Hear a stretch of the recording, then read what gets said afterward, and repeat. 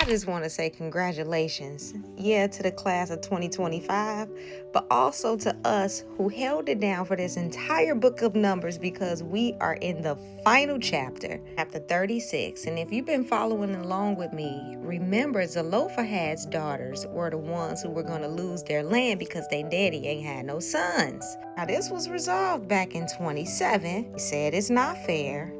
Moses agreed, and he asked the Lord what to do, and the Lord said, give the land to the man's daughters. So now the uncles come back in the picture, Zelophehad's brothers, and they tripping that the daughters got the land, and they like, maybe they gonna marry somebody else from another tribe, and then the land will leave our family.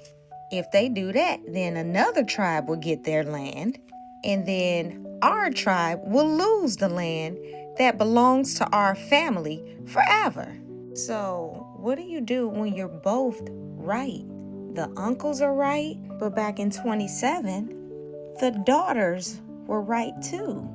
What do you do when you're both right? Well, in this case, you ask God for a solution where they both win. I personally think the uncles was just trying to take the land, but at the end of the day, they wanted it to stay in the family, and that's the decision that God made.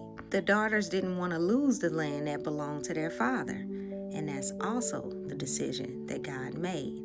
So what's the solution? When you're both right, keep it in the family. In this case, the daughters had to marry someone from their own tribe, and that way, the land stayed in the family.